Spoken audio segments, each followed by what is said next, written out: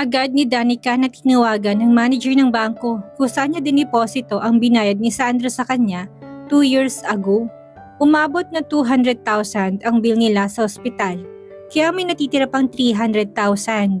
Ang ibinayad niya sa therapy ng ina ay galing na sa allowance na ibinibigay ng ama noon. Hindi ni Danica alam kung bakit talagang hindi niya ginastos ang perang yon para sa ibang bagay. Darating pala siya sa ganitong sitwasyon. Pinakiusapan niya ang manager na gawin yung manager's check dahil sa importanteng kailangan niyang bayaran. Kilala niya ang manager dahil kaibigan niya ni Johnson at yun din ang bangkong gamit ng kumpanya ni Johnson. Matapos ang 1 oras na paghihintay ay pabalik na siyang muli sa ospital. 2:30 na siya dumating doon pero dahil wala namang appointment sa hapon ay wala na rin naman siyang gagawin kundi ang paminsan-minsang telephone calls at konting recordings. Ipinikit ni Danica ang mata at sumandal sa swivel chair dahil sa pagod. Sa dati niyang trabaho ay nakakapagod din naman pero hindi siya nahapo ng ganito. She was enjoying her job and the people she was working with. Gusto niya nang sumuko at bitawan ng posisyong ito. Getting involved with Sandro takes her all energy away. Tell me how to make it up to you. Wika ng barito ng boses na hindi ni Danica na gustong marinig. Agad bumangon ang galit sa dibdib niya. Leaving me at peace will do. Sagot ni Danica na hindi minumulat ang mga mata. Naramdaman niyang lumakad o palapit at umupo sa gilid ng mesa. Malapit sa kanya, his fingers ran through her hair, then massaged her nape. Napalunok siya. Nang hindi to tumigil ay nagmulat siya ng mata, ngunit napapikit muli nang lumapat ang labi nito sa kanya. She was lost for a moment. Maso yung halik na yon. Sa una hanggang sa lumalim at naging mapusok. Hindi niya alam kung gaano yung katagal at kung saan banda siya tumugon. She had been dreaming for this to happen again. Am I now forgiven? Tanong ni Sandro nang tapusin ang halik at tila napahiya naman siya. Umalis ka na, Sandro. Ihahatid kita mamaya. Huwag kang magpapasundo kahit kanino. Pag-uutos ni Sandro. Nang tumunog ang telepono nito ay kaagad naman itong sinagot. Alam ni Danica na si Bea ang kausap nito tila nagpapasama kung saan na tinanggihan naman ito. May sakit na dagling dumaan sa dibdib niya, ngunit pinalitan niya yun ng galit. It is wrong to get involved with him. Kapatid niya si Bea at sila ang gusto ni Marco na magkatuluyan. Puntahan mo na si Bea, naghihintay siya sa'yo. Wika ni Danica nang matapos itong makipag-usap. Naningkit ang mga mata ni Sandro sa sinabi niya. Nang maalala niya ang manager's check na pinagawa niya ay binuksan ng bag at inabot yon sa binata. Naikinagalit naman ito. I said, I'm sorry. Parusahan mo ko kung anong makakagaan sa loob mo. Pero hindi ko binabawi ang naibigay ko na. Kunin mo niyan. Sandro, nagkamali lang ako at ikaw ang nalapitan. Kung nandito lang si Marco noon. Damyo, Danica. Alam kong may mahalagang bagay kang pinaglaanan yan. You were a virgin when I took you. You don't do it just for money. Don't patronize me, Sandro. Dahil natapos mo na ako insultuhin ng paulit-ulit. Totoong may relasyon kami ni Marco. I love him and I will not leave him. Kaya ako nandito para sa kanya. Be my lover, Danica. What? Marco is a married man. Kung pera lang ang habol mo sa kanya, kaya kong ibigay. Sino may sabing pera lang ang habol ko sa kanya? Kaya ka ba tumugon sa mga halik ko kanina? He's old and I don't think kaya niya makipagsabayan sa init mo. You were a virgin then, but you responded with equal passion kahit wala kang karanasan. At kahit kanina ay napatunayan kung ganun pa rin ang pagpapanggap mo sa mga halik ko. There's no doubt that you are an attractive man, Sandro. Pero tulad ng sinabi ko'y mahal ko si Marco. Si Bea ang pagtuunan mo ng pansin. Matalim ang tingin ni pinukul sa kanya ng binata at umaahon ng dibdib nito sa galit. Pagkatapos ay walang sabi-sabing lumabas ito ng pinto. Halos 5:00 na pero gusto pa rin ni Danica na hilahin ang oras para makaalis na siya sa opisina. She needed a pillow and a blanket to comfort her. Tila nawalan siya ng kaibigan ngayon dahil mag-isa lang siya sa opisinang ito. Hindi naman siya makadalaw sa dating mga katrabaho dahil alam niyang abala ang mga iyon kapag ganitong oras. Hindi rin niya masabi ang saloobin kay Johnson o kay Marco. It seems like she has to deal with her problem alone. Isang katok ang nagpabalik sa diwa ni Danica at bumungad naman ang mukha ng isang doktor na dating nagpakilala sa kanyang si Dennis Padua. Hi, pauwi ka na ba? May 15 minutes pa. Pilit siyang nagpakawala ng isang ngiti. Can I invite you for a coffee? She sighed in frustration. Ito na naman ang isa pang magpapagulo sa katahimikan niya. She wanted to run away from this place and not to associate herself from anyone anymore. Tama ng isang Sandro. Kotang-kota na siya ngayong araw. I'm sorry, Doc. I'm not feeling well. Pasensya na. It's okay. Some other time maybe. Napilitan siyang tumango. Nang tumalikod ito ay akala niya'y matatahimik na siya. Ngunit sa likod pala nito ang lalaking gusto niyang iwasan. Kung masama ang pakiramdam mo, ihahatid na kita. Didn't I tell you to leave me alone? Inayos ni Danica ang bag at niligpit ang iba pang gamit sa mesa.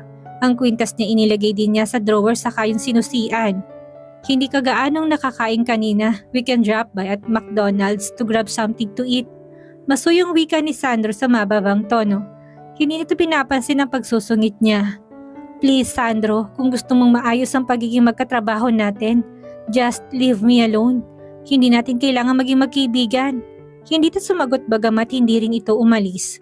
At nakita ni Danica ang dumaang lungkot sa mga mata nito na kahit paano'y nakukonsensya siya. He saved her mother's life after all. Hindi siya napunta sa masamang tao noong mga panahon na yon. Niligtas pa nga siya nito sa congressman na nagpakilala sa kanya sa club na kalaunan ni iskandalo dahil sa pagmolestya ng isang minor de edad. But it is better not to be close with him again. See you tomorrow, Dr. Albano. Tumayo siya sa kasinusian ang opisina ni Marco na tuloy-tuloy na lumakad patungong elevator. Hanggang sa makasakay si Danica ay nanatili ito sa pagkakatayo doon at nakatanaw sa kanya. Hanggang sa boarding house ay daladala niya ang bigat sa dibdib. Ngayon niya naramdaman ang pag-iisa. Tinawagan niyang ina para kamustahin at para maibsan ng lungkot. Kinabukasan ay narong muli si Sandro.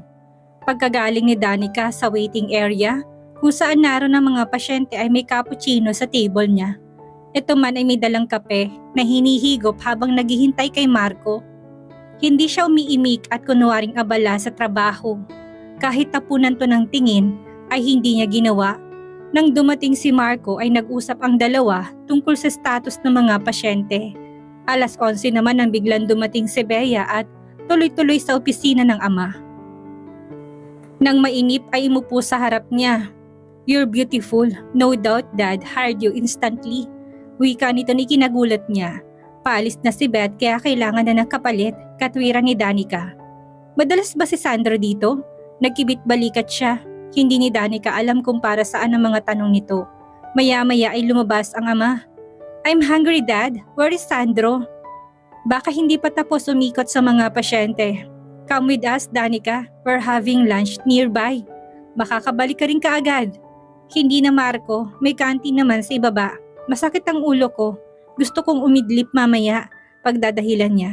Hindi na ni Danica gusto ang tingin ni Bea at hindi rin niya gustong makitang kasama ito ni Sandro. Come on, Danica, don't be rude. My father is inviting you. Nasa pinto na si Sandro at nakatingin na ito sa kanya na tila naghihintay ng sagot. It's fine, Bea. Baka kailangan niya magpahinga. Tayo na't nandyan na si Sandro, wika ng ama. Oh, hi babe! Agad itong tumayo at yumakap sa binata. Nakita rin ni Danica na hinaplos nitong mukha ni Sandro, bagamat ang mga mata ng binata ay nakapako sa kanya. Si Marco ay nag-alala sa kanya at sinalat siya sa noo. Are you okay? You look unwell, tanong nito. Totoong masakit ang ulo ni Danica kanina pa dahil sa hindi maayos na pagtulog kagabi bukod pa sa hindi maayos na pagkain mula pa kahapon. Masakit lang ang ulo ko but I'll be fine. Mauna na kayo Sandro, wika ni Marco sa binata. Susunod na ako. Dad, let her take a paracetamol. No need to worry so much.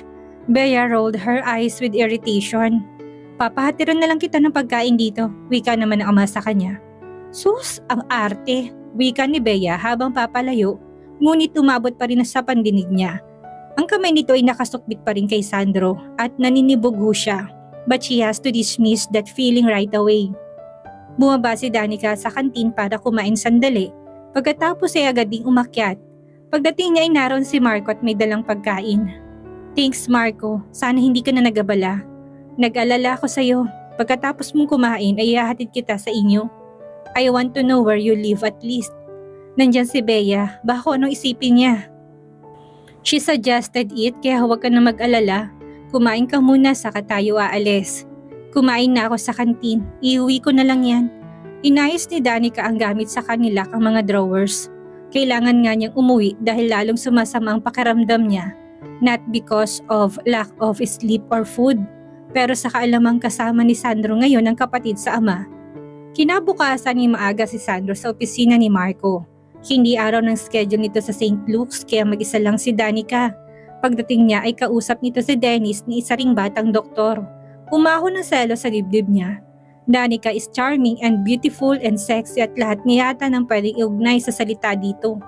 Except innocent because he took that away from her 2 years ago. Gayon pa may halos lahat niya yata ng lalaki maakit dito at kasama na siya doon. Kahapon pa ni Sandro dala-dala ang selo sa dibdib niya nang balikan to ni Marco para ihatid sa bahay dahil masama ang pakiramdam nito. Bea suggested it actually para mapagsolo silang dalawa. Nang maiwan sila ni Marco sa restaurant ay hindi na ito tumigil ng kakalingkis sa kanya na ikinainis pa nito dahil hindi siya tumutugon. He actually sent her home early at sinabing may iba siyang lakad kahapon. Nakita niyang paalis na si Dennis kaya tumuloy na siya. Nakita niyang hawak nito ang telephone at may kausap. Nang makita siya kaagad itong umiwas ng tingin. He sat on the chair in front of her and stared at her while was talking on the phone. Sa pagkakaintindi niya ay ang ina nito ang kausap pero umahon ng kuryosidad nang marinig ang pangalan ni Marco. Her mother might know about her affair with him and he instantly got jealous. Mabilis naman nagpaalam sa kausap si Danica nang mahalatang magtatagal siya doon. Anong kailangan mo, Dr. Albano? Formal na wika nito, ngumiti naman siya ng matamis. He should be mad at her after admitting her secret affair with Marco sa kabila ng pagiging pamilyado nito. But there's this urge within him to be wanting to be with her all the time. Siguro tulad siya ni Marco na nahuhumaling dito. Good morning. Isang irap naman ang pinakawalan ni Danica na kahit yun ay maganda sa kanya, lahat niya yata ng galaw ng babaeng ito ay may dalang mahika. Alam mong wala si Marco ngayon, hindi ba? Yes, at hindi naman si Marco ang pinunta ko dito. So what is it? Sinalubong nito ang tingin niya and they meet eye to eye. Nasa mga mata pa rin nito ang galit na dala nito kahapon pa. At dito na po nagtatapos ang ika-4 na kabanata ng ating kwento at sana'y muli niyo po akong samahan sa mga susunod pang kabanata. Maraming salamat po at ingat po tayong lahat.